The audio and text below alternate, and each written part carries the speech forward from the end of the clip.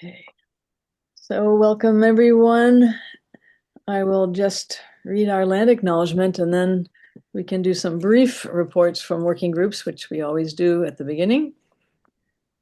So the Watertown Citizens Land Acknowledgement honors the indigenous peoples on whose traditional territories we are situated, the Pequawset Band of the Massachusetts tribe. Pigsgusset is an English rendering of the indigenous name for Watertown, and we understand that to mean the meadows at the widening of the river. We acknowledge the continued presence, resilience, and sovereignty of indigenous communities and nations today, and we thank the indigenous people for their goodwill in our efforts to collaborate in the challenge of decolonizing, recovering, and restoring indigenous histories, lives, and futures. So I don't see Pam. I don't know if anyone knows anything about Friends of Bees update for that group, but if Pam shows up, we can ask her. Peace and Common Security, somebody like to give an update? Well, we're going to talk a little bit later about the work we're doing around the the citizen petition, but I'll let Susan talk a little bit around our work around Gaza and Palestine. We have two events she might want to mention. Um, yeah, well, we hold our weekly vigil, 12 to 1 in Watertown Square every Saturday. It has been going well. Lately, 99% of the response has been very positive. People seem to be very attuned and aligned with our point of view. Once in a great while, some do. So that's going well. And I personally am hoping weather will be a bit warmer. We've had some pretty cold ones out there, but we've done it. We've had a good showing. So that's very heartening. I guess, well, we've got an event planned for March 22nd at the Church of the Good Shepherd. It's going to be a panel discussion. Let's see, religious leaders respond to injustices in Palestine. And this first one is going to be Christian and Unitarian Universalists. We will probably do another one at some point where we'll definitely include Jewish and some other voices. I have most all ministers for the panel, a Methodist, a Baptist, someone from United Church of Christ, a Unitarian Universalist, and Episcopal. yeah, oh yes, the host at the Church of Good Shepherd is going to be on the panel. So then I guess the other event that's planned is showing the film Israelism, Israelism, that's better, on March 8th, I believe. I don't know. I don't have too much more to say about that. Do you want to describe the film a bit, Tony? No, it's a documentary, and it focuses on two young Jewish people who were brought up really strong in this Jewish and Israeli environment, but who, after visiting Palestine, have kind of became more active. And one of them is the founder of If Not Now, which is a major organization around opposition to Israel's actions in Palestine and Gaza, and supports Palestinian rights. That's at 2:30 on the 8th at the library, and the religious event is at 2:00 at the Church of the Good Shepherd here in town. Right. All right. Thanks. Jen, would you like to give an update on Pigs Gusset? Sure. Good evening, everybody. So our Pigs Gusset initiative has two activities that we're working on. Excuse me. Right now, one is starting to plan for this year's Indigenous Peoples Day, which will be Sunday, October 12th. We're looking at other places besides the school where we've been going before. So we have our first planning meeting coming up this coming week. And then the group that's working with the people from the Watertown Historical Society and the cultural planner for Watertown on the Watertown Indigenous History Tour. We received a grant from Watertown Cultural Council to fund phase 2 of our effort. We have a document now that's over 70 pages with primary sources about the indigenous history in the Watertown area. And what part of the grant is going to pay Dr. Nathan Bracchio, who is a professor of history at Clark University. He's going to do some editing on the document and then also create a story map, a virtual story map that people can access. And then we'll have some focus groups to look at the story map to give us feedback before we make it public. And we're pretty excited about it. We've learned a lot. There's a lot of history around here that hasn't been shared very much. So we're hoping this will sort of open the door on that. And once we have more to share with that, we'll definitely share it with our membership here at Watertown Citizens. So Great. mainly Thanks. what we're doing. Sounds good. Someone want to report for Watertown faces climate change? I was looking for my notes, so this I'm gonna have to rely on my mind. Where as part of 350, the big focus this year will be on making polluters pay, which is a super fun. Is that what I don't to? So that's going to be kicking off in a couple weeks.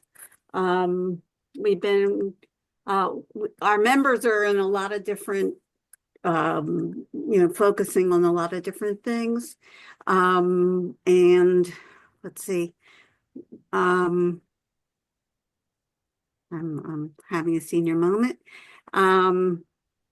There's a Berto, they're very active in what's going on in the town and making sure that the resiliency plan gets followed up on, what was agreed on happens. And so a lot of people are going to a lot of different meetings to see about zoning and about what the new buildings will have, and looking at transportation. So we're kind of in a lot of different places. We're very busy. We meet every other week, so anybody that's interested, we welcome you to join us. All right, thanks. I think tomorrow is race reels, correct? Yes, tomorrow's race reels, 5:30 pizza, 6 o'clock. The movie, and the name of the movie, if I wrote it down. I can't read it. I think it was on Black History Month. It is. It's World Without Black History. Oh, okay. I think that's the name of the film. Yeah. All right. And last but not least, I can give a brief update on the Refugee Support Group. We just had a fabulous 10th anniversary celebration a week ago Saturday, which was incredibly exhilarating. We ran out of name tags. We had 125 name tags and we ran out, which is not a bad problem to have. And a fabulous combination of immigrant families, people from the community, people from some of the state organizations that are working on immigrant and refugee issues, and just wonderful families, lots of kids. And great food, of course, ethnic food from all over for the potluck. And it was quite an evening. It was We honored, she's going to be too modest, but we honored Sue Ellen and all the work she's done in the last 10 years. It was really wonderful. Well deserved too. Well deserved. Thanks. Yeah, they stole the microphone from me, said, Mm. "Nothing you," and read this beautiful plaque that just made me well up with tears. It was just gorgeous what they were writing, and showered me with all these gifts, and it was really, really great. But we had, a fantastic Afghan musician performing an original song about humanity and peace, and it was just really, really moving.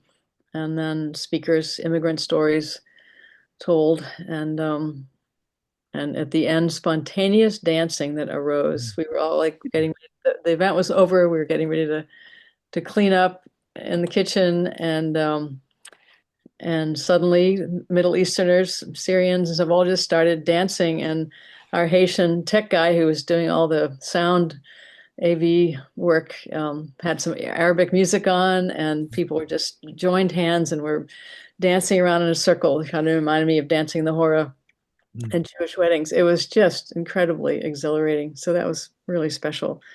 And in the meantime, the Watertown shelter supposedly is being closed by the state on June 30, and everyone's working like crazy trying to find apartments and moving families into apartments.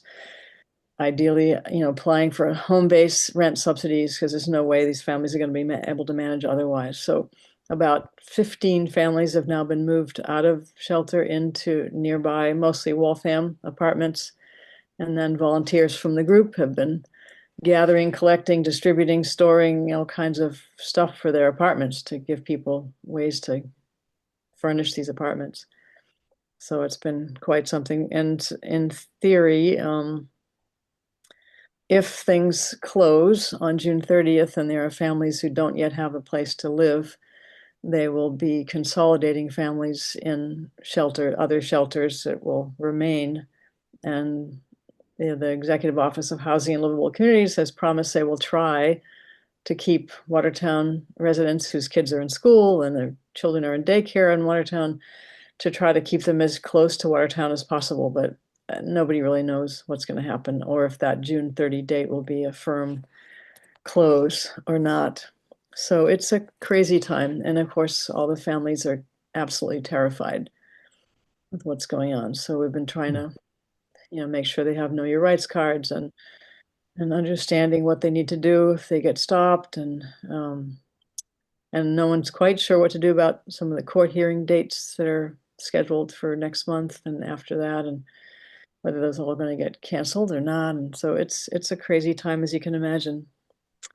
So, and yeah, I think that's it for working group reports. I don't see Pam, so we don't have any particular word on Friends of Bees, but I'm sure she's working for all kinds of stuff for this spring.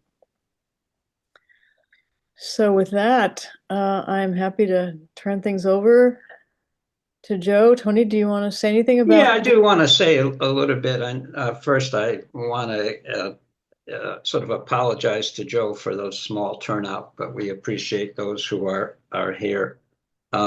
I think a lot of you know Joe, but let me just, from a little bit of a background, I've known Joe for I don't know how many years. It's got to go close to 40, but I know he has been an activist, an educator, an analyst, and a prolific writer, and has been doing this work for over 50 years, starting with the War Resisters League and 40 years over at AFS, American Friends Service Committee.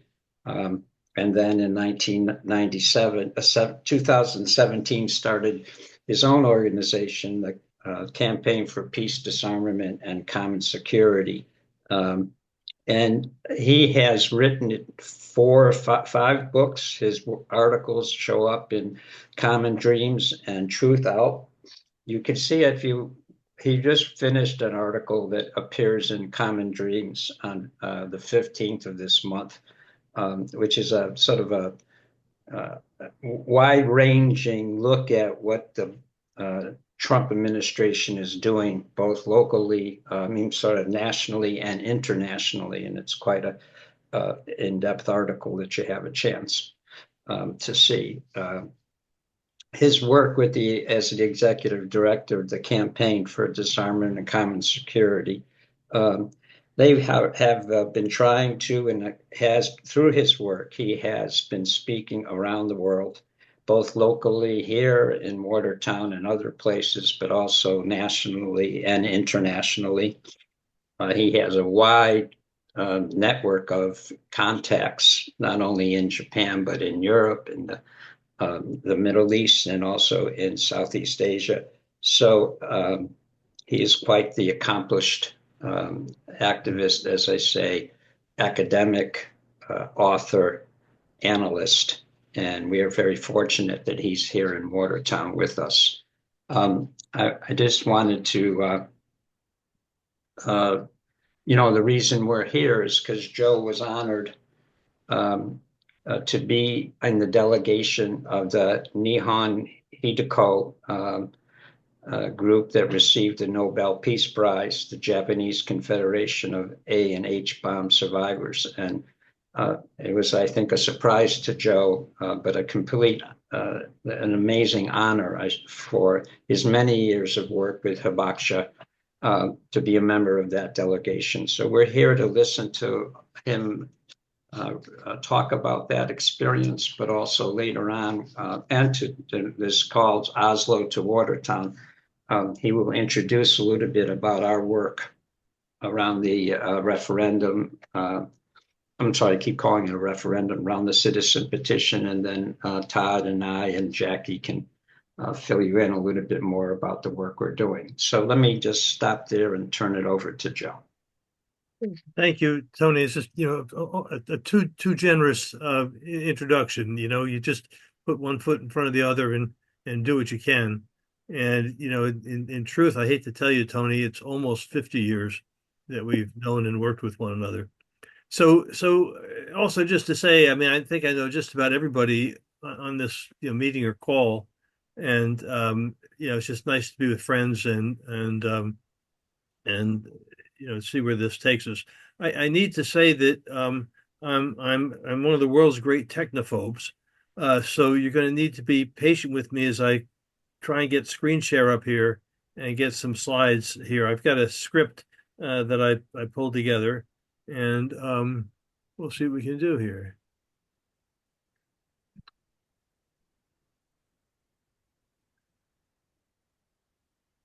That's not what I want. Hold on.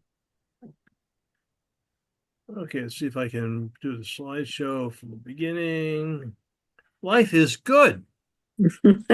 Okay. So we'll see how this goes. Anyhow, so I'm going to read from this script, so be patient with me. To say, among the things that I never imagined doing was participating in the Nobel Prize ceremony, in part because I was involved in nominating Nihon Hidakyo for the prize 4 times. That extraordinary privilege came to me as a surprise when I was invited to join the Hidakyo delegation in Oslo for the world's most esteemed recognition and award this past early December. As Tony said, Hidakyo is the Confederation of A and H bomb sufferers organizations, and it's been my privilege to know, work with, and tour many of Hidakyo's leaders and its members since I first attended the World Conference Against A and H bombs in 1984. I can't remember how many years ago it was. We had a huge Japanese delegation that came this way. They spoke at the Watertown High School, and we had a wonderful kind of picnic in Tony and Ann's backyard. Just a memory from the past. That 1984 invitation came after I've been involved in helping to launch the nuclear weapons freeze movement, and my work with Tony in leading the successful campaign to prevent President Reagan, Senator Kennedy, and the Boston elite from transforming Boston Harbor into a nuclear weapons base. Both now, these weeks later, and even at the time, in many ways, it felt a bit like a dream. And in truth, what I've been telling people was, look, I know a number of these people very, very well. Some of them are dear friends. I know what they suffered, and I know the courage that many of them drew on to make their mark on the world. So, there was sort of a sense of what am I doing here with these courageous people? But I was glad for the honor to be with them and the extraordinary privilege of watching them as they received these amazing award and had the platform that was given to them. This is a photo of the delegation taken in the lobby of our hotel several hours before the award ceremony on December 10th. Even as we were in very high spirits, we knew we'd be returning to a dangerous and traumatized world of the Gaza and Ukraine wars, the three scorpions in a bottle, the United States, China, and Russia in terms of nuclear weapons, and the climate emergency. And now, friends, the reality is we have much more to deal with. Yesterday's Russian-U.S. meeting in Saudi Arabia has been compared to the 1939 Molotov-Ribbentrop agreement that divided Poland between the Imperial Germany and Imperial Russia. Okay, it worked. Pictured here are Tanaka Terumi and Kodama Michiko. Tanaka-san is in Nagasaki, Nagasaki Hibakusha, who served as Hidankyo's general secretary for 20 years. He's a former professor. He is currently the senior co-chair and served as the leading figure of the delegation. At age 92, in addition to his vision and courage, I was impressed by his patience and his fortitude as he had to repeatedly recount his searing memories, the history of Hidankyo, and its core message that human beings and nuclear weapons cannot coexist. More than 20 years ago, I hosted him for a speaking tour across New England. Central to that memory is our sitting together at a picnic table under pine trees in Maine, between his talks at a Quaker retreat. And there, under these trees, and you can just kind of project being in such an environment, peaceful and calm with all the pine needles, he asked me, who will remember us when we're gone? As I said in Oslo, with the Nobel Peace Prize, we now have part of that answer. One result of that speaking tour as well was that the Vermont state legislature became the first in the nation to call for the complete abolition of nuclear weapons. With Tanaka-san is my dear friend Kodama-san, an assistant Hidankyo general secretary. Over many years at the World Conference Against NH Bombs and elsewhere, I've heard her share her heartbreaking descriptions of the A-bomb's devastation of her family, how she struggled with her decision about whether or not to bear children, given the possibility of genetic A-bomb damage, and then her daughter's death from cancer. Yet with extraordinary poise and commitment, she speaks across Japan and in numerous international and UN forums. Most people are unaware that many Koreans were killed, wounded, and poisoned by the A-bombs. Japan conquered and brutally colonized Korea beginning in 1905. Actually, the Portsmouth Treaty, negotiated by Teddy Roosevelt, provided for an exchange. The United States would recognize Japan's suzerainty in Korea, and the Koreans recognized the U.S. ownership of the colony of the Philippines. For 40 years, thousands of Koreans were either taken to Japan as forced laborers or traveled there to find work. Many were killed and poisoned by the A-bombs. With the end of the war, which in fact came not so much as a result of the A-bombs, but from Russia declaring war on Japan on the night of August the 8th. But with the A-bombs, many Koreans thought, well, this is what ends our colonization. This is what ends the oppression of the Japanese occupation. And as a result, the returning Hibakusha to Korea have been scorned, isolated, and denied medical care by the Korean, Japanese, and U.S. governments. There's actually a movement now in Korea to hold an international tribunal in 2026 to hold the United States responsible for what it did. On the right here, you see Watanabe Junko. After the war, she and a number of Hibakusha fled to Brazil and other countries. She's standing here at the ceremony holding a picture of Morita Takashi, who was the former president of the Hibakusha Association in Brazil. And with her is the ambassador from Brazil to Japan. The invitation to join the Hidankyo delegation came with instructions to make reservations at the Grand Hotel. Grand indeed. It is 150 years old and directly across from the Norwegian Parliament, and was once the haunt of Norway's most famous and notorious artist, Edvard Munch, and his fellow Bohemians. We were joined in the Grand Hotel by the Egyptian dictator Abdel Fattah el-Sisi, an entourage as well of wealthy Egyptian capitalists and their thuggish security agents. Sisi was the first Egyptian president to visit Norway and was there to negotiate trade agreements.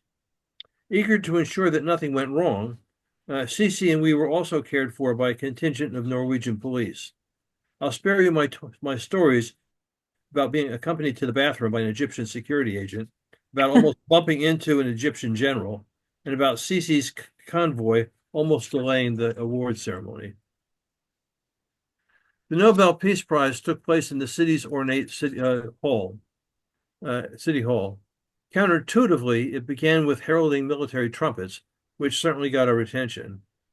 On the right, you see Norway's king, the queen, the crown prince, and the princess, who were just a few arm's lengths away from me. There has recently been a scandal involving the princess's son by a former marriage, which is leading to growing numbers of Norwegians questioning if they really do need a monarchy. Inspired music elevated and contextualized the ceremony. The small band on the left, led by the saxophonist and his operatic singing voice, took us with haunting tones to the ruins and suffering of Hiroshima and Nagasaki. It was amazing. My favorite anthem of the Japanese peace movement is Never Again the Atom Bomb. Profoundly moving. But this composition had equally resonating impacts. On the right, you see women with samisens. I associate them with Okinawa, but the sharp and striking sounds of these women certainly brought Japan into the hall. I'll need to ask you to be patient with these slides. I'm going to say a little bit around each of them. We all stood to honor the delegation's leaders, and yes, the royalty too, as they entered the hall. Certainly a high point was the introductory speech given by the Norwegian Nobel Committee's new, young, and very wise chairman, Jorgen Watne Friednes. Do yourself a favor and listen to his inspired speech. There'll be a link at the end of this. No frills, he underlined the seriousness of the existential threat and today's increasing dangers of nuclear war by quoting from the 1955 Russell-Einstein Manifesto. Their words are as applicable today as they were 7 years ago, and I'll quote, "There lies before us, if we choose, continual progress in happiness, knowledge, and wisdom. Shall we instead choose death because we cannot forget our quarrels? We appeal to human beings as human beings to human beings. Remember your humanity and forget the rest. If you can do so, the way lies open for a new paradise. If you cannot, there lies before you the risk of universal death." I once toured Joseph Rotblat, the only senior Manhattan Project senior scientist who quit because of moral considerations. He was a close friend of Bertrand Russell, and he was actually the lead author of the manifesto. And there's a remarkable story, which maybe we can do later, about how Einstein signed the manifesto as perhaps his last deed. Friednes referenced the end of the mostly peaceful European post-Cold War bubble, the modernization and upgrading of the nuclear power's 12,000 nuclear weapons, and the dangers of proliferation. Modestly drawing on his own life's work in the aftermath of the 2011 Norwegian Nazi terrorist murder of 79 young and rising labor leaders, he rooted his appreciation of the Hibakusha and their major contributions to creating the nuclear taboo in their responses to their excruciating traumas. Quote, "You did not resign yourselves to victimhood. You defined yourselves as survivors. You refused to sit in terror as the great powers led us through long periods of nuclear armament. You shared your unique personal testimony with the entire world. A light of darkness in the night, you give us hope." Friednes was amazing and a source of hope himself. He concluded with the Nobel Committee's message to the world, quote, "They must not bear this responsibility alone. We have a duty to fulfill the mission of the Hibakusha. Their moral compass is our inheritance." And, in some ways I'm like reading words here, but, just to appreciate the depths of what he was saying and how heartfelt and sincere that was. Tanaka-san always speaks with a kind of quiet dignity. It was extraordinary how he and other aged hibakusha, who were all challenged by jet lag, were so fully present from early morning well into the night. They were always on message through press conferences, interviews, talks, photo ops, and finally the award ceremony.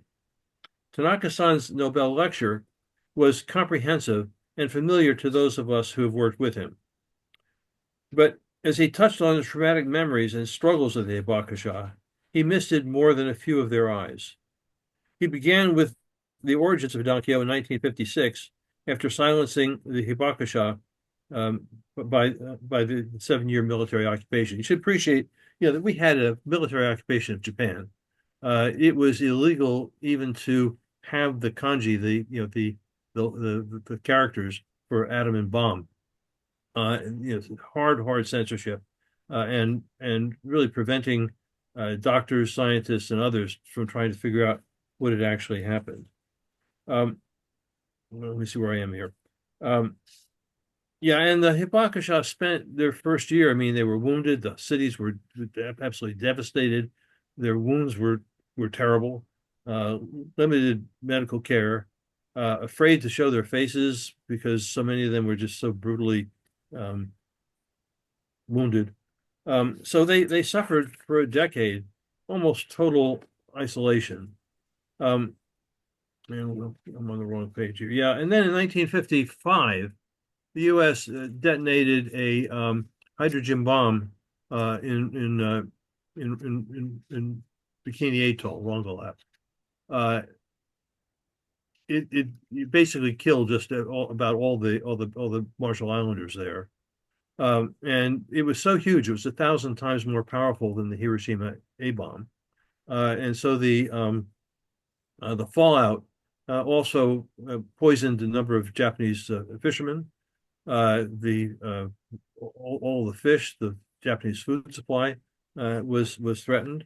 And again, there was complicity between the U.S. and the Japanese government that it had installed to try to silence the victims and keep people from knowing what had happened. And incidentally, the emotional shock waves of the H-bomb test went on to spark the very first Godzilla movie. And I actually once met one of the stars of the movie, and he explained they really made that out of rage and anger. And the version that was shown here in the United States was heavily censored. The one shown here was basically a love story, but the original cut is basically shows the kind of sacrifice that people have to make in order to free the world of nuclear weapons.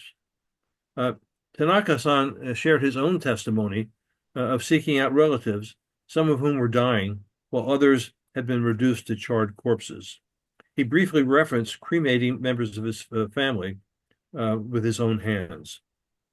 And for those who do not know, Tanaka-san, or did not know, Tanaka-san reminded the world that the 2 atomic bombs killed 210,000 people by year's end, with 400,000 injured and exposed to deadly radiation.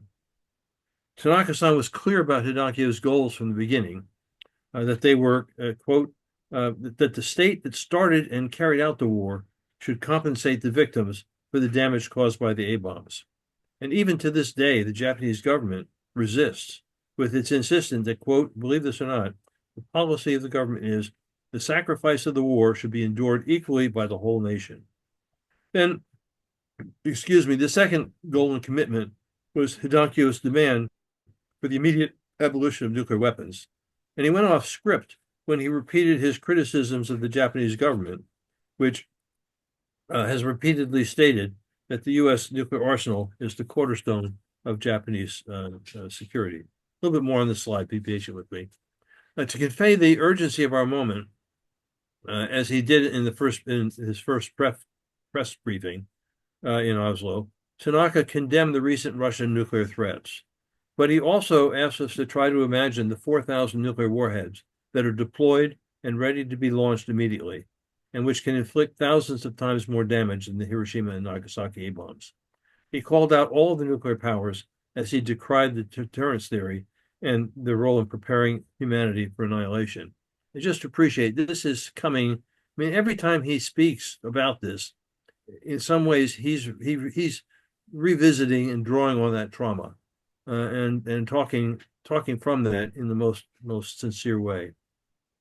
With a steady voice, he reminded us that Hibakusha will not be long with us, and closed with an appeal that people in countries around the world listen to the testimonies of the A-bomb survivors and feel with deep sensitivity the true inhumanity of nuclear weapons, and to join in the belief that nuclear weapons cannot and must not coexist with humanity, and to work for a world free of nuclear weapons.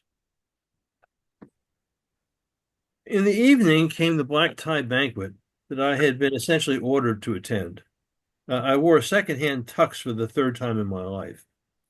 Lonnie, my wife, was shoehorned into the event at the last minute. It was sort of a bit of a stretch to get her the proper clothes for it. And she was seated next to one of the Crown Prince's 3 primary aides. With a view of the whole dining hall, he also had security responsibilities.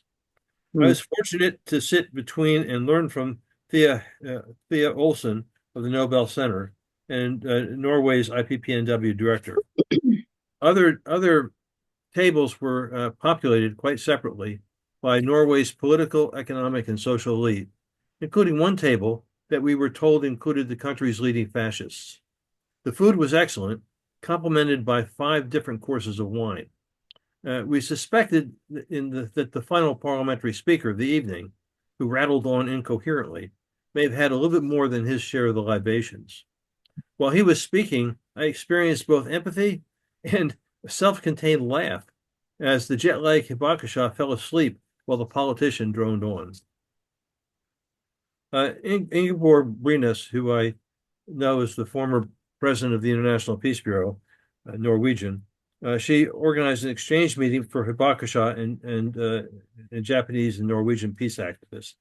You'll note from the T-shirt worn by the Hidakio official photographer that concern about the Gaza genocide accompanied the delegation. Also noting was that besides the massive Japanese media presence, a related group of Japanese accompanied the official delegation. More than a few were 2nd and 3rd generation Hibakusha, who are now organizing to carry on into the future. And as Norwegians spoke about their opposition to NATO and the region's increasingly dangerous military preparations, which is not unrelated to Trump's imperial ambitions for Greenland, I wonder if it might be time to revive the North Atlantic Network of the 1980s. Tony may remember that. I was anything but the center of attention, but I was asked to speak at a smallish and somewhat international rally outside the Oslo City Hall. The text of that talk was published by Common Dreams and by Mass Peace Action to amplify knowledge of the award and of Hidakio's warning. A very special moment for me came after the official award ceremony, when we gathered for a rally outside the Norwegian Parliament. I was asked to give an impromptu speech there to the Hidakio delegation. That provided me with an opportunity to thank them for inviting me to join the delegation, to publicly acknowledge and thank friends and mentors in the delegation, and to recall some of Hidakio's courageous founders who had not lived to be part of the Nobel Committee's affirmation of their commitments and struggle, and to appreciate all of the delegates' sacrifices and steadfastness. I'll come back later to talk about one of those who didn't make it. This is the Nobel Peace Center, where we joined in the formal opening of their Nihon Hidakio exhibit. I was struck by the Martin Luther King Jr. quotation in the window on the right, quote, "We must learn to live together as brothers, or we will perish as fools." That immediately brought Gaza, Ukraine, Sudan, and our political traumas here to mind. There was just a little time for sightseeing. This uncharacteristically sweet monk painting is in the National Museum, which also includes searing art from the 1970s that screamed protest against the U.S. murder of millions in Vietnam. The photo on the right comes from an afternoon aquatic tour of the Oslo Fjord. We were more than a little surprised to see someone water skiing in December. Yeah, a winter scene here of the Oslo shopping district and of the Christmas market just across from our hotel. At other times, the image displayed at the center of the Ferris wheel was the Japanese peace crane. The city itself was celebrating Hidankyo's Peace Prize. This tunnel of golden lights was adjacent to the Christmas market and was stunning in the dark of Oslo's winter nights, which began at 3:30 in the afternoon, after 5 or 6 hours of daylight. The photo on the right is from the Christmas market and speaks for itself. There were a series of small demonstrations opposite our hotel in the plaza and park in front of the parliament. This one featured appropriately furious Ukrainians living in Norway.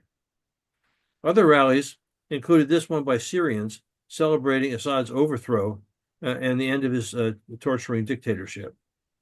Larger ones protested Israel's genocide in Gaza, and another by right-wing Vietnamese protested the ostensibly communist government in Hanoi. Yeah, here are a couple of immodest portraits. Each delegate was given an opportunity to pose with the Peace Prize medal and the award certificate. On the right, I'm chatting with Carl Henrik Helden, the former chair of the Nobel Committee. He expressed his sympathy for what we in the U.S. will have to endure during the disastrous Trump years. Sunsets over the Oslo fjord come early in the winter, and that may make them all the more beautiful. I love these pictures. Even if it was only for a few days, it was liberating to be outside the United States and in a social democracy. In Oslo, people we met were universally less stressed than people here in the U.S., knowing that they were relatively economically and socially secure and not feeling endangered by direct assaults on their democratic culture and not caught up in trying and failing to rule the world. I'm going to take now a few minutes to talk about some of the lessons from it, and then I'll be done. So some of the lessons. First and foremost, human beings and nuclear weapons cannot long coexist. This is one of my favorite quotations. In his 1937 anti-fascist novel, Ignazio Saloni wrote, quote, "In the land of propaganda, any little man, now we would say women too, of course, who goes on thinking in his own head imperils the public order. Tons of printed paper repeat the government slogans. Thousands of loudspeakers, hundreds of thousands of manifestos and leaflets, legions of orators in the squares and the crossroads, thousands of priests from the pulpits repeat these slogans ad nauseum to the point of stupefaction. Now we have Trump saying that Ukraine started the war. But it is enough, Saloni wrote, for one little man to say no, murmur no in his neighbor's ear, or to write no on the wall at night, and the public order is endangered." The Hibakusha of Nihon Hidankyo, these Nobel laureates, are ordinary people, the so-called little women and men. They've been postmen, machine operators, students, and teachers, and it's with their courage and steadfastness that they have shaken the world. They offer us vision, hope, and courage, which can and should be our own. It was, quote, the little women and men who launched the civil rights movement and the freeze movements, and it will be ordinary people like ourselves who will create a way forward for the brutal Trump MAGA era, and who can lead the way for nuclear disarmament, democracy, and to stanch the climate emergency. Even if we must live and act with a sense of urgency, we must also proceed with a sense of patience and hope, and I think Tony has exemplified this to me for many years. Exceptionally tortured and courageous Hibakusha, including Senji Yamaguchi, Chieko Watanabe, and Sumitaro Taniguchi, played essential roles in leading Hidankyo. They did not live long enough to experience the recognition of their sacrifices and the warnings which are now embraced by the Nobel Committee. But they created foundations that made it possible for their comrades to sound their warning and to offer their hope across the world, including those who exercise state power. I want to say a little bit about Senji Yamaguchi. Senji was in Nagasaki. He was exposed to 9,000 degrees heat. His whole body was seared. He saw a pregnant woman, literally blown apart. He he endured 20 surgeries.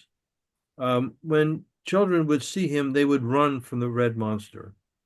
Like many Hibakusha, he tried to commit suicide twice, but he was profoundly committed. He drew with extraordinary courage.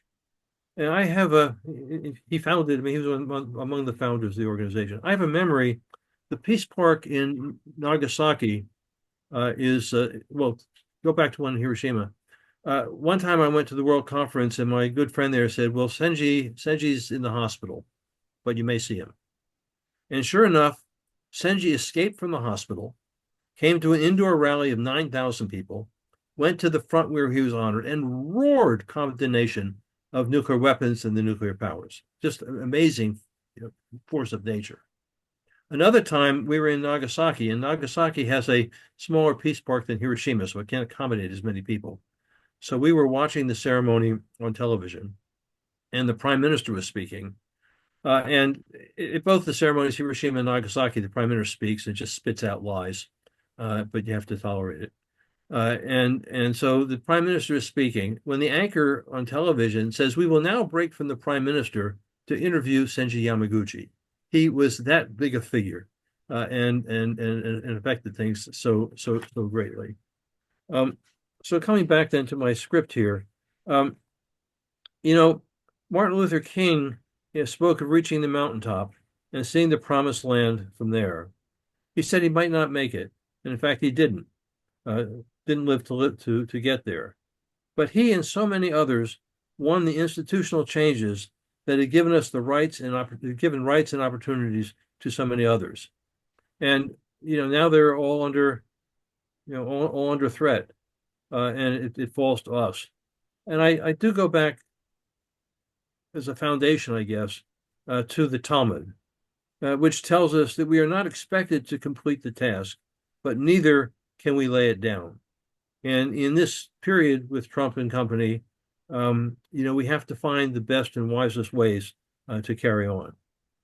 Abolition, of course, must remain our goal, but to prevent nuclear war and to build the trust needed for abolition, some diplomatic arms control steps can and should be embraced and supported.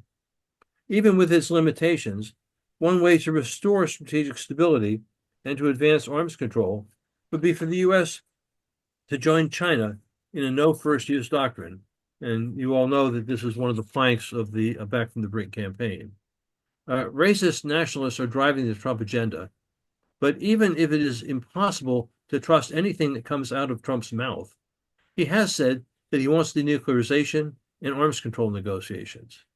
It is possible that Trump's transactional way of being could create openings for no first use and reductions in the U.S. and Russian nuclear arsenals. We should do all that we can to make that happen.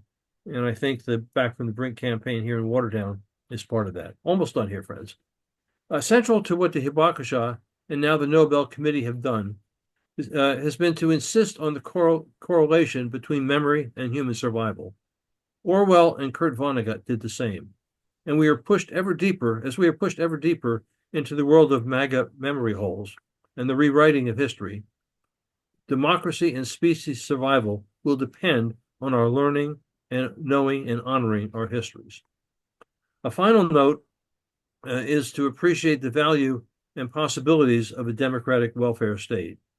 In Oslo, we didn't see any homeless people, and healthcare, housing, and education are all understood to be human rights.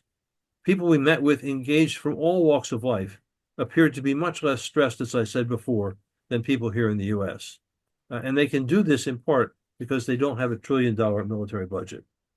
Finally, please note the link to the recording of the Nobel Prize award ceremony. Watching it will be inspiring, maybe life-changing, and a way to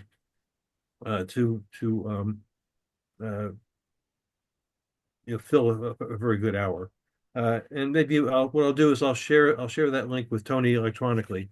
So if you're interested, you can get access to it that way. So I did it. Thank you for your patience, and I'll look forward to engaging with you after having talked at for quite a while.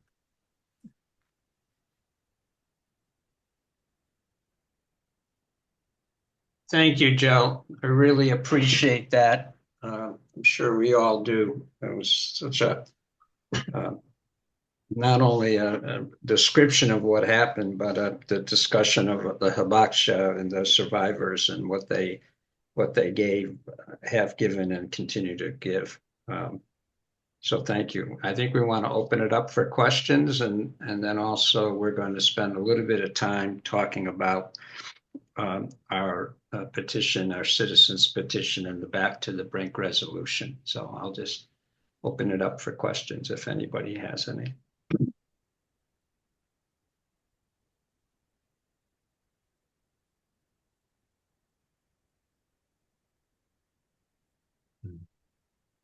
Sue So Ellen? I'm just curious, Joe, when you were there, was there any way you could tell whether there was US surveillance going on at some level? I don't know.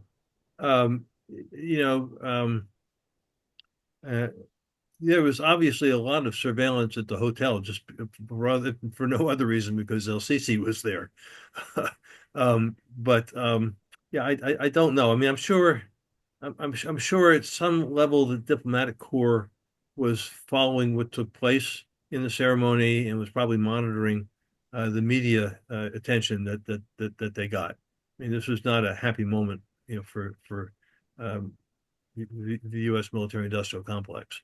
Um, but I don't know that we were, you know, surveilled by U.S. intelligence. Joe, Can were there you any? Go ahead, Sue Ellen, please. elaborate a little bit about the fascists that you said that were sitting The- So Lonnie was sitting, they alternated us around the table. So it was, woman, man around the table. So she on the one side was the prince's aide. Turns out he has children. Lonnie was a children's librarian. They talked about children's books. Uh, but on her left was the husband of a member of parliament, kind of a left social democrat. And so he knew who was in the hall, right? I mean, we had, except for the Hibakusha and a couple of the Nobel figures, we had no idea who was there. And he turns to Lonnie and he's pointing over. There's a woman who's in an extraordinary dress, and he says, "Well, she is the leading figure, and the most discussed fascist here in the parliament, and the table that's the fascist table over there." So that's it's what can you say? I mean, like any other country, there's a lot of diversity among the people, and remember that there were people back during the German occupation, right, who were complicit. When we get the word Quisling, because there was a man named Quisling that the Germans put in as the prime minister. I'm just thinking a bit more broadly in terms of Scandinavia, you know, 55 years ago, a long time ago, uh, when I worked for the War Sisters International, we were in Sweden. And I had a good friend there. And he said, the reason that Sweden remained neutral during the war was the Swedes couldn't figure out which side to come in on. So, you do have right-wing trends there. And, the reality is the rise of the hard right of the fascists and even neo-Nazis across Europe right now. I was talking with a German friend yesterday. His sense is that in Germany, after the election, the AfD is now the second biggest party, right? But he was saying that uh, if elections would change things, they would outlaw them. So his expectation is there will be continuity, maybe with conservative leadership, but not the hard right in Germany. So all this is happening. I mean, we're in the midst of a truly historic transformation in the world, right? Um, one more anecdote from the side. I mean, it's for me, it's just kind of strange. I mean, I'm this middle class Jewish kid from New Jersey, and I put one foot in front of the other, and I ended up being invited to it's called the Track Two session. So it's people who have been, still are leading arms control negotiators, um, diplomats, analysts from the United States, Europe, and Russia. And it's confidential, so I can't say a whole lot more about it. But I'm the one who's there. I mean, you remember Sesame Street? Which one of these is not the same? That's me. Um, uh, I mean, yeah. So, but the very wise um, Russian diplomat and arms control negotiator, who, among other things, met with, at the Pentagon with Secretary of Defense Perry and others. Just after the Trump election victory, we had a session, and he began it by asking the Americans, he said, how great a historical transformation does Trump's victory represent? Is it the Civil War? Is it Reconstruction? Is it the New Deal? Is it the South leaving the Democratic Party and going to the Republican Party after the 1965 Human Rights Act? The change, we may never get our democracy back in our lifetimes. Um, the seizure, especially Musk's seizure of so much of the information technology, access to, not only knowing your taxes, but your social security number, right? So we're in for a real challenge. I'm not going to predict that we're going to have a totalitarian system, but they do have the infrastructure in place, or they're putting the infrastructure in place to do that. I've been thinking a fair bit. I mean, I had the ridiculous privilege of working with people who were engaged in the nonviolent resistance to the Nazis in Europe. I mean, I've had a ridiculously privileged life. But I've been thinking about Eastern Europe under the Soviet occupation, and thinking, I want to learn more about how people survived through that period, how they kept the culture rich, and how they have laid the foundations for the future. Because I think that's what we're called on to do. I put in that quotation from Ignacio Saloni because I take it very seriously. Um, and I'm like everybody else. I'm just trying to figure out how best to proceed. But that's where we are. Can I ask you, Jota, you sort of mentioned the meeting that took place in Saudi Arabia yesterday. Mhm. Was it Tuesday? Yeah, yesterday. And I read a news analyst well, that's a different story. And you did say that maybe there might be some potential thawing of the relationship between the United States and Russia that could possibly lead to a new architecture of security in Europe, Mhm. and maybe some recommitting to some nuclear arms agreements, many of them which have been done away with. Can you How do we take advantage of that and at the same time recognize that the Trump administration is doing so much damage in other areas? Yeah. So this is a challenge for us. Um, uh, I want to say here.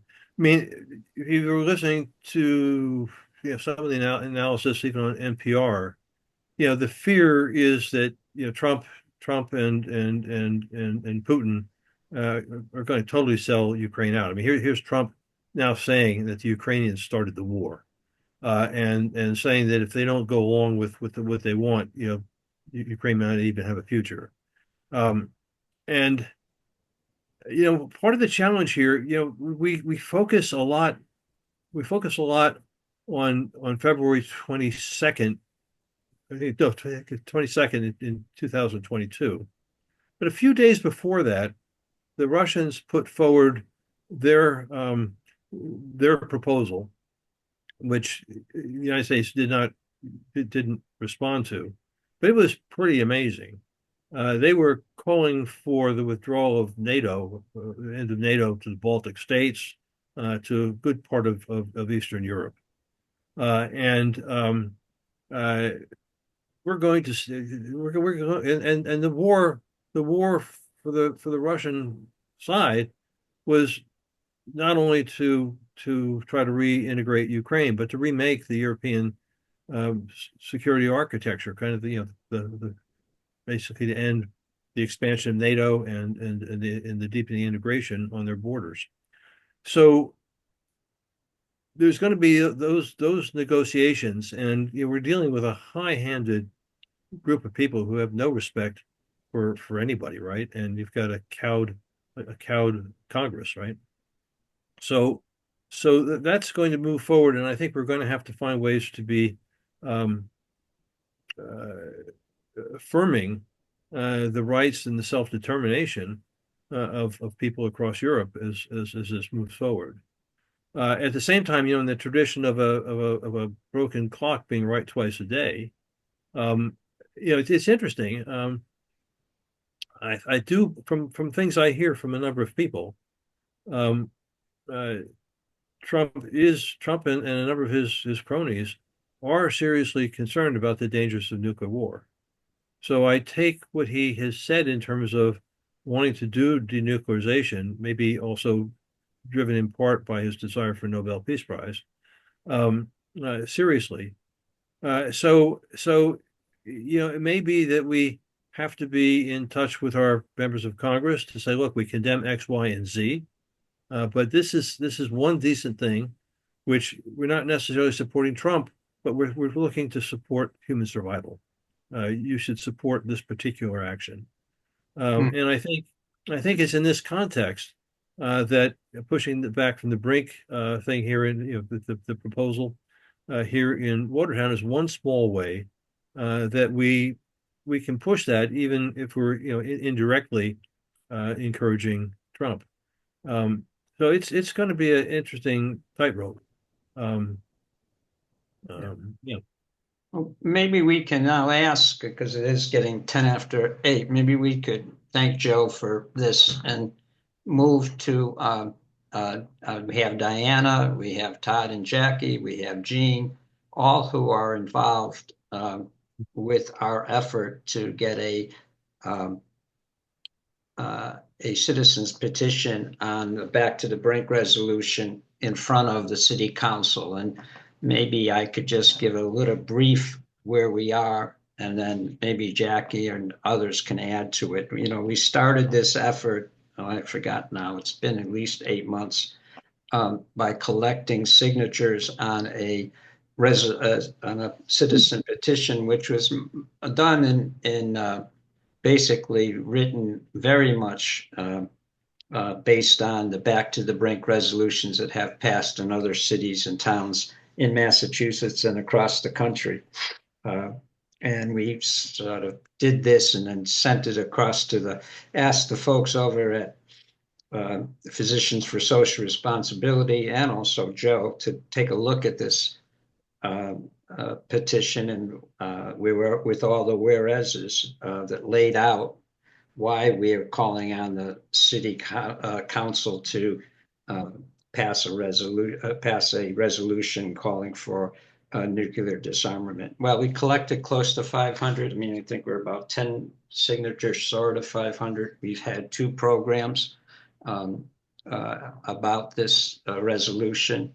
And then we have plans for future activities, which include, what we did as a group, read the book Nuclear Scenario. That's not the name of it. Nuclear War Scenario. Yeah, Nuclear War Scenario. And where did my computer go? There we go. And we decided to send copies of that to all members of the city council. We're in the process of doing that. We also are trying to work with some students, the Students for Nuclear Disarmament, who have began this national effort. They're part of the Back to the Brink larger organization. And we're trying to get the woman who organizes the one in Brookline High School to speak to the students here in Watertown. We're also doing an event in April. At the end of April, we're asking this woman, Maria, to speak along with another young student about why they're so committed to addressing the issue of nuclear weapons and nuclear disarmament. And Todd and I want to talk a little bit about the program we're trying to put together, TV program. Sure.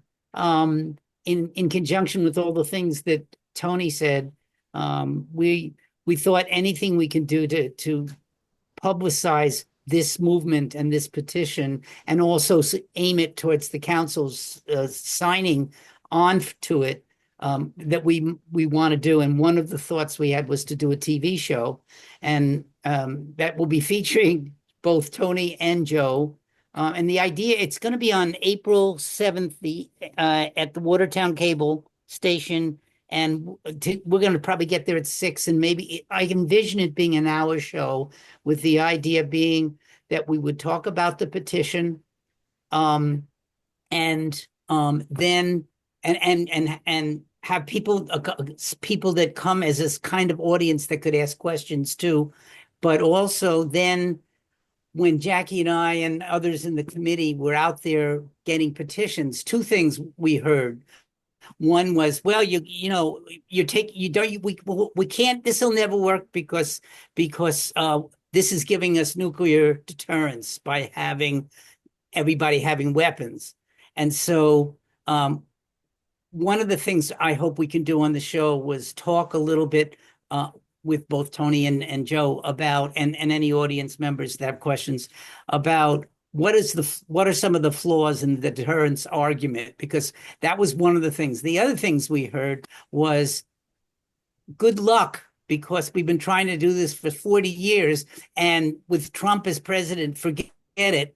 And what Joe said was really interesting about, maybe there would be some ways that, despite how horrendous his agenda is, that maybe something might be done around the part of him that doesn't want to see nuclear war happen, and maybe we could get some support. But so the idea of the show would be those two things, and then the third thing would be to maybe have Joe in particular talk a little bit about his experience about what is being done nationally, so you get the scope and internationally. And I'm really looking forward to that, and I think it'll be great experience. Love having Joe and Tony together, and I also really enjoyed listening to your presentation, Joe. It was terrific. Thank you. Oh, did you say April 7th? It's April 7th, Monday night, and we'll get there at 6. The people that are going to participate who want to come. That's the filming of it, not the. That's the taping of it, yeah. And then I don't know when we'll find out when they air it and how much they air it, but at least to get that, and we can have a link to it. So if we want to present it to some group of people, we could also have additional usages of the show. That was my hope. Yeah.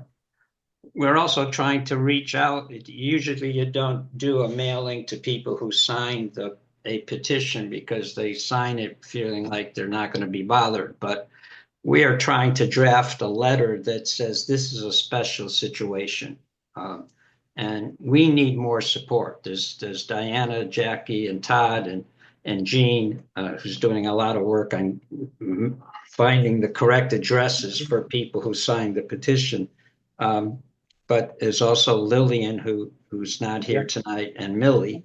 And Millie. But we're a small group, and we definitely need more help. And I think bringing in these students for nuclear disarmament, and that program will be on the 27th of April. If we can pull that off, I think will be a big step in the right direction. If we can get Maria to speak to the students at Watertown High School.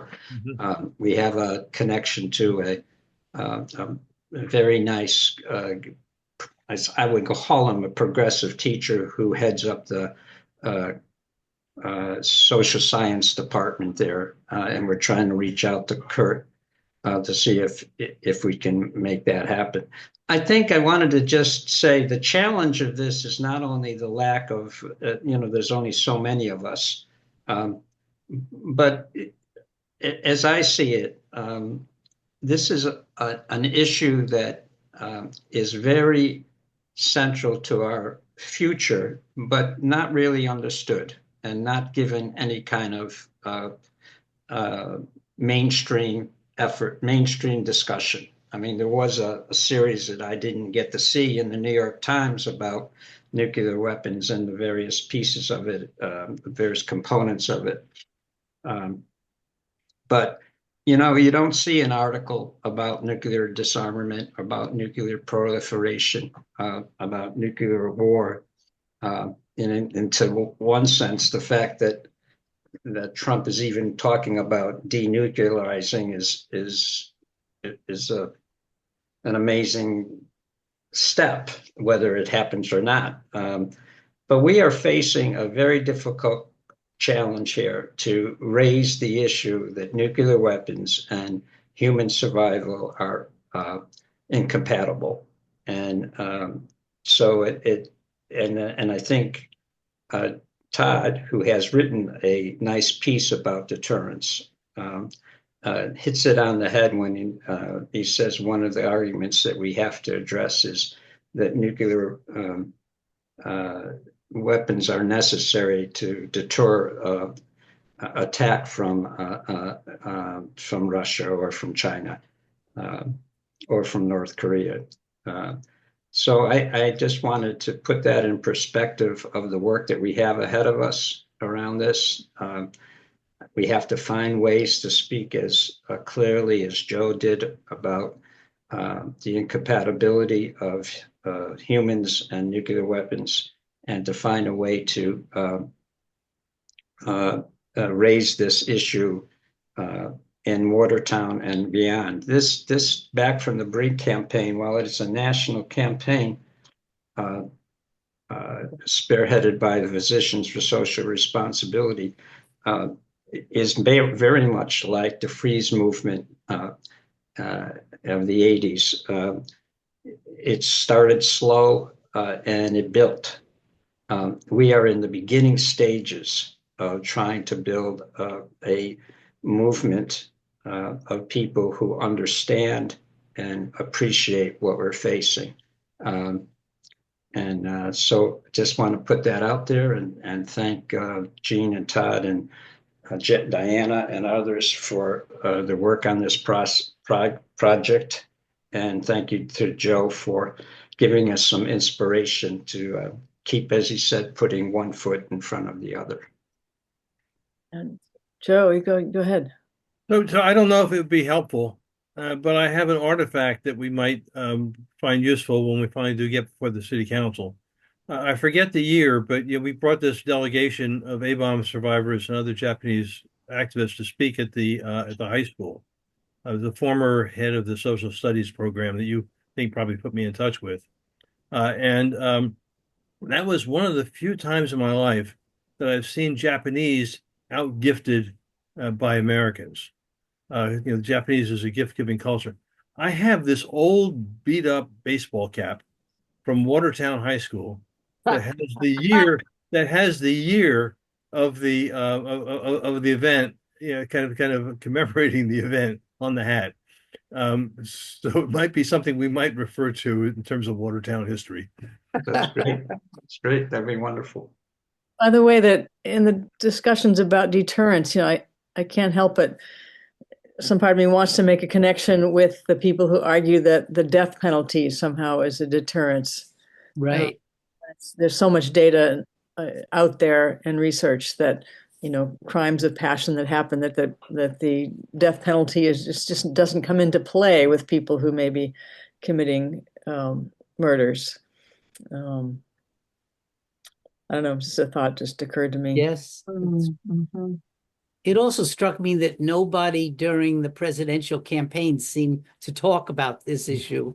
And now with Trump flooding the air every day with something new, horrendous, we have to find a path somewhere through this. Yeah. Even if it's just the beginning. Yeah. We have to make it an issue for people, and somehow break through the lack of media attention and the complacency that people have, because we haven't had any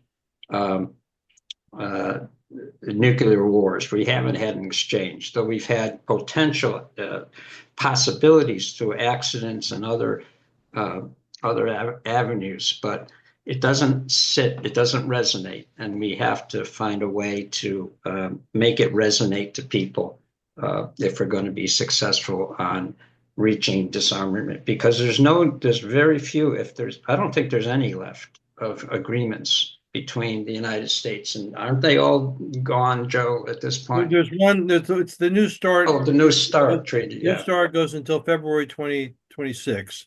Right. And, I could go on at great length about some of the discussions related to that, but the sense has been among most diplomats that we don't have enough time now to renegotiate it. I mean, what could happen is that Trump and Putin could agree to hold to the numerical limit of 1,550 while going on to modernize. And you could even actually increase the number of warheads while not reducing the number of counted nukes out there. So we'll have to see. I mean, what's going to happen with Trump and Putin? It could be quite wild. We have tried to do in our 2 leaflets that were designed by Millie. In our second one that we passed out, we sort of shifted a little bit to try to focus on the funding of nuclear weapon development, particularly the fact that both countries and China are talking about modernizing their nuclear facilities and capabilities, and how much that's going to cost us over the next 10 years. That's part of the citizen petition also, but try to come at it by saying, look at this and what you could do with that money. So in addition to questioning our survival or threatening our survival, we are also threatening our economic stability and our real security, threatening our real national security by not funding the kind of things we need to fund around education, healthcare, housing, and so forth, rather than funding more nuclear modernization of nuclear weapons. So we'll see if that rings a bell to our residents here in Watertown. So I think that's about it. Sue Ellen, if you're Joe, our very much appreciation. Hey, Todd's got his hand up. Just one quick comment. I think also in trying to reach people, we really have to also deal with the fact that this issue has so much denial and fear behind it that we have to make sure we speak to those things, because even reading the book, we had people that had asthma attacks, right? After reading the book. So we do have to factor that in too. Yeah. I also think about, the protests at Raytheon, a former Raytheon now, RTX, whatever it's called, I forget, just, to think about strategically, how can we be more on the offense and be prepared for whatever is coming. The whole military industrial complex and those contracts for building those nuclear weapons is it's overwhelming. When the lobbyists get going, boy, it's hard stopping them. It's daunting, but we can do it. We can try. Yeah. Well, thank you, Joe. Thank everybody. Thank you. Appreciate it. Thank you. My pleasure. My pleasure. It's really good to be among friends and people who are doing so much. It really was good. It was Thank great. you very much. Thank you. Personal